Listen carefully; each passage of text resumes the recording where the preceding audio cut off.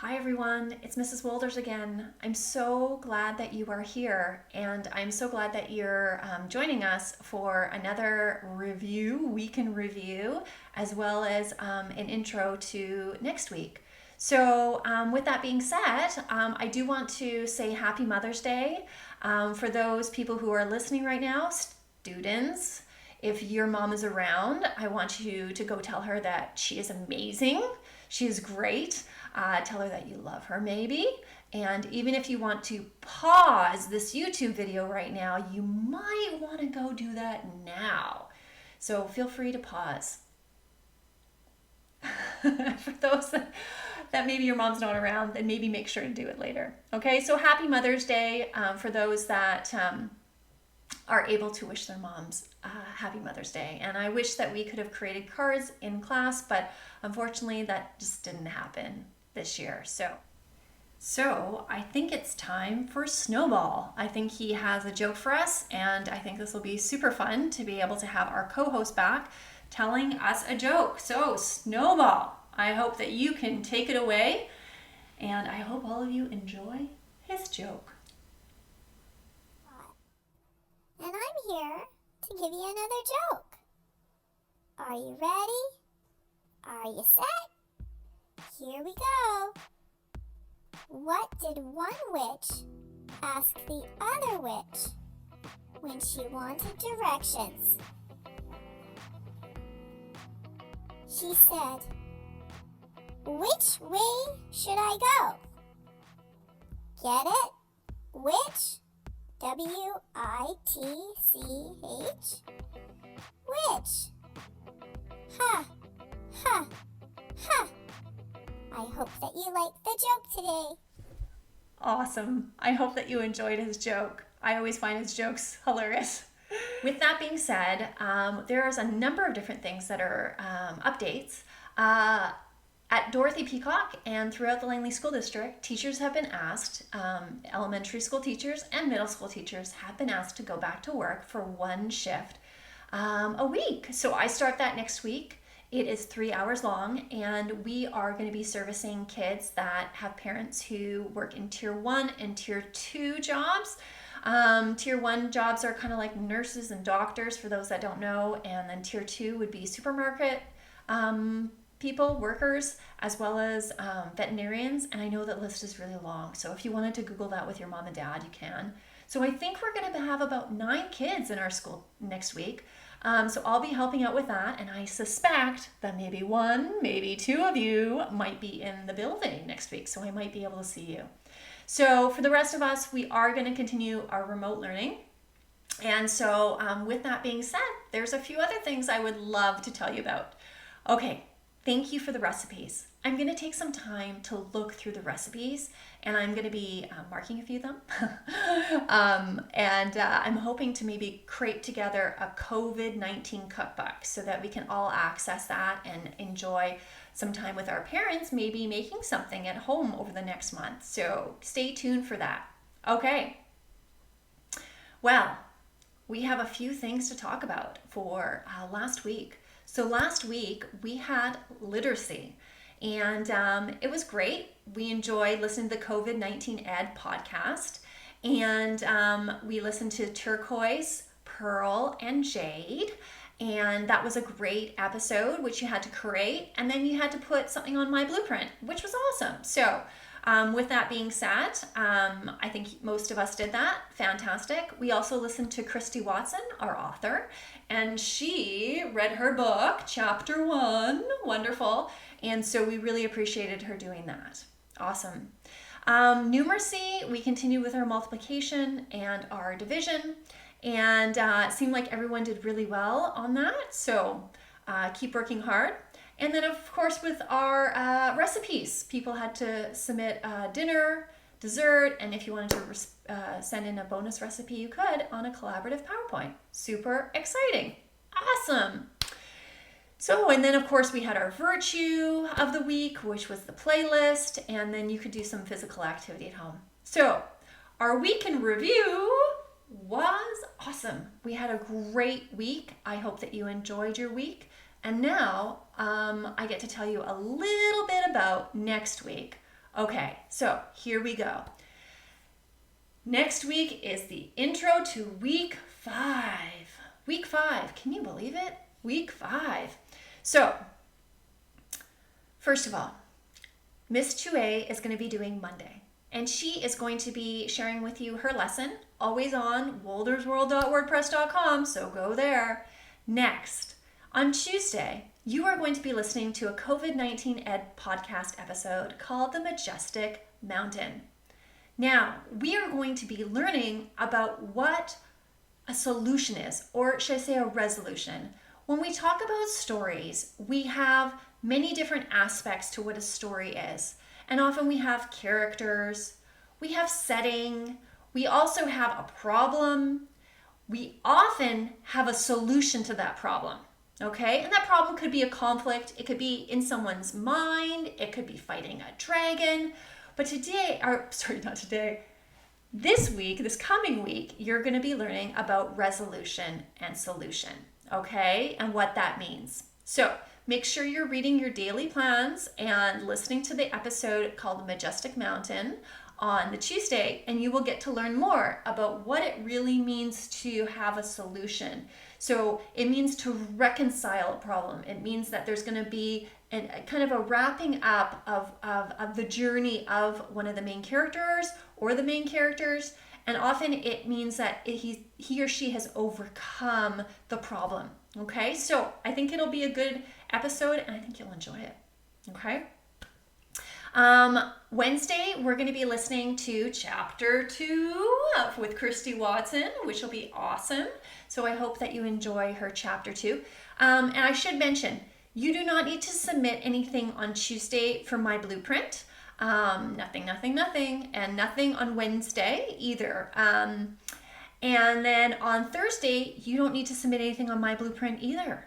Okay, so you're going to be listening to The Book and the Beast, a COVID-19 Ed podcast episode. I think you'll enjoy that. Once again, listening about solution and resolution and what that means in a story. And so for Tuesday, Wednesday, and Thursday, you do not need to submit anything in my blueprint. So next week, we're taking a break from my blueprint. So no my blueprint for next week, okay? I'm going to take some time to do some marking on there and check it out. I know some of you love to post on there, but I'm going to ask you to take a break next week, okay? Awesome. And let's see, what else? Mathletics, right. Now, I should mention this. When you go into the Mathletics platform, there are many different options for you to do. Now, first of all, you will have your assigned work to do. So you need to do that. And I will be assigning some work about multiplication and division. You're going to be doing that second part of the unit, which will include times tables and multiplication grid and fact families and missing numbers and related facts of 2. There will also be a test, okay? So we're going to be ending that unit. And then if you are done, you can explore the other pieces of Mathletics. So what I'm going to do now is I'm going to show you a little bit of how to navigate around Mathletics because some parents might not know or some kids might not be aware that you can do other things with it, okay? So with that being said, let's learn a little bit more about the dashboard of Mathletics.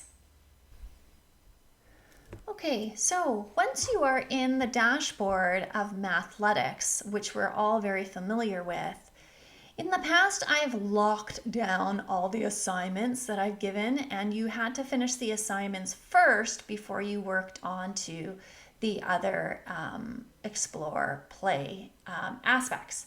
So if you can scroll down with me, you can see that this coming week, I have assigned the multiplying and dividing facts, and it's a blue one down here. And once you click on the multiplying and dividing facts, this is one of our students in our class. You can see that this student has done really, really well, but he still hasn't finished these. Now, in the past, I did lock that down and you weren't able to do it, but now I've opened them up. So you want to make sure that you complete all these assignments that are assigned, okay? And I see that I've clicked on it and you can tell some of this, the work that you're going to do. Now, I'm not going to lock down the assignments like I did in the past because I have some students that are working a little bit more advanced. And I think it's a great way for you guys now, we're in the middle of May, to be able to explore other questions and other sections. Okay, so you feel free to do that. Okay. Another thing that I really wanted to spend some time talking to you about is there are a few students who are a little bit behind or struggled with certain aspects of the past units. So as you can see here, we have a student who didn't do the adding colossal column. So take some time to go back and do that work if you have time, okay? We are going to be doing a catch-up week soon, so this is a great opportunity for you to do some catch-up. Then as you can see at the top, we have the learn, and then we have the explore button, and we also have the play button. So if you press the explore button, you're gonna have many different options here to do the problem solving. I'm gonna leave that open for you. And what that means is that when you press onto one of the problems, you're gonna be able to write, record, or scribble, okay? Feel free to do that, okay? It's a great opportunity for you to be able to, explore some problem solving. Another thing you can do too, and I think we're all very familiar with this, is the play button. So with the play button, you can actually go into all the different challenges: world challenge, computer challenge, class challenge, and school challenge. Great opportunity for you to be able to play with different people. And of course, that is all privacy protected. So with that being said, I do think that this is a great opportunity for you to be able to start learning about different topics in here and be able to go back and improve on other assignments that you've done, okay? Awesome. I hope that you enjoyed learning a little bit more about the Mathletics dashboard and you realize that there are so many more activities. So once you're done the ones that are assigned, feel free to explore, do more. If you want to spend some more time on athletics, go ahead. And remember, you really, as grade fours, I'm designated to give you a half an hour of work. So if you've done your work early, go ahead and do some more mathletics, okay? Awesome. Okay, I have a special guest. Drum roll, please. Saju, yes, our coder, Saju, he is back, and I'm so excited that he's joined us.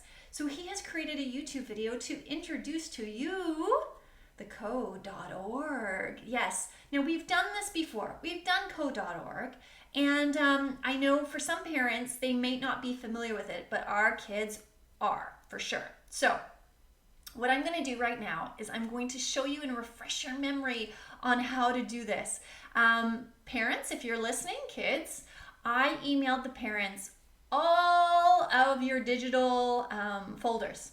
Okay, so I took pictures of them, and your parents have all of that. So that means that what you're going to do is you're going to go to code.org, and then you are going to put in our special code. Now, it's a section code, and this is what it is.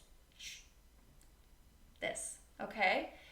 Then what you're gonna do is once you log in, you are going to see a whole bunch of pictures, and you're gonna pick your picture, the one that was designated to you. Now, if you don't remember what it was, you're gonna have to ask your mom and dad to access that through that email that I sent them, okay? And I sent them that email, I think it was it was probably the beginning of April. I sent it to them. Okay, so I think that you should be okay. I am going to show you a little tutorial right now, just in case you get a little stumped. Okay? Okay, so here we are at our code.org website. I think that you'll enjoy working through code.org. You're going to then press sign in. And then we have the enter your 6-letter section, okay? So as you can see, the letters are L, R, F, W, Z, Y. And as you can see, we have all the different student numbers. I'm going to click 9. And then I know that mine is the little dragon, or student 9's is the little dragon. But if you need to get your mom and dad to help you to find yours, you're going to need to ask them to dig up that email I sent them at the beginning of April on usernames and passwords, okay? So once you find your picture, maybe some of you might remember it, then you can click on it, and then it should be able to let you sign in. So you click on it and sign in. Once you have signed in, you end up having this beautiful dashboard. Now there's quite a few lessons in here: warm up, sequencing, and if you keep going down, we have loops, and we have some other types of coding: conditionals, functions, variables for loops, sprites, okay? And the hope is for you to just to work through these. I'm hoping for most of the students to get done by the end of May, but you know what? Some of you might be dealing with stuff at home, and if you can't get it done, that's okay. This is kind of a little bit above and beyond. And I'm hoping that we can work through this, because coding is awesome, but in the same hand, also some people have different life situations where they can't get everything done. And yet some of you might absolutely love this. So I'm going to go now to Dance Party. And once you see the video, you'll get to see the video. And you can work through the video, watch the video, learn how to code a dancer. And like Saju did an awesome video. So you're going to drag the make a new block into the workspace. So I think you'll have fun with this. This is supposed to be a fun thing. If you get overwhelmed, don't worry about it. It's just an opportunity for you to learn some more problem solving through technology. Okay, with that being said, I am going to go back into the screen. Okay, so I think we all know how now to log into code.org and to start our activities. Now, I don't have them due until the very end of May. And part of this is because there is quite a bit of coding to do. And so I'm going to let you enjoy the coding and enjoy your time to explore and to build some cool things. And one activity that Saju teaches you is how to do the dancing, how to create a dancer, which will be so much fun. So I think you'll enjoy the code.org. Okay? Now, a few other things just before we wrap up. I think with everything being said, I think we've had an amazing journey so far. Thank you so much to all of you who've been working hard and submitting your story summaries, and they have been amazing. There are a few things that would be great for you to remember when you do your future story summaries. First of all, you want to remember to proofread, okay? Make sure you proofread your work. That means capitals, periods, that means proper sentence structure, okay? And for some of you, you might want to add some descriptive words. Descriptive words, that means adverbs or adjectives. So feel free to now at this point add a little bit more description to your summaries, okay? We've talked already a little bit about what it means to have characters and setting. We've talked about plot, and now this week we're going to be going on resolution. And solution, should I say. So with that being said, if you could try to just make sure that you have a little bit more of a put together, okay? So proofreading, editing, and then try to add a little bit more descriptive words. And there are a few of you that are forgetting to do personal connection still. So can you make sure you do at least one or more sentences that talk about your personal connection to the story, okay? Now, with that being said, we're not submitting anything on my blueprint this week, okay? I just wanted to refresh your memory just to make sure that you knew that these are things that you can work on. Also, you might want to even just go into my blueprint and look at my feedback, because I have given you feedback on how to improve, and I think that would be a wonderful thing for you to do. Don't post anything this week, but go back and see what I've said on how you can improve your writing, okay? So that's something that you can probably do this coming week. Instead of don't post, but just go back and look at some feedback that I've given you. Awesome. Okay, I think that is it. I think we've had an absolutely fantastic review of week 4, and now we've talked about the intro to week 5. We are heading now into the Mother's Day weekend. I hope that you're doing well. I will not be available so much on the Friday. It's a professional development day, so I know that some parents might want to reach out to me. I may not be as available as you would hope I would be. So if you do have any questions or comments, could you please email me by Thursday by the end of the day at 2:30, and then I will definitely, I hope to be able to get back to you soon. But then after that point, I may not be available until the Tuesday morning, just because I'm going to be focusing on my own professional development on the Friday. So I hope that all of you have a wonderful weekend or a wonderful week ahead. I just wanted to say that I miss you, and I hope that you enjoy the wonderful sunshine. Okay, until next time, wishing you all the best, wishing you wellness and health, and wishing you a wonderful, wonderful Mother's Day. Okay, until next time, see you later. Bye.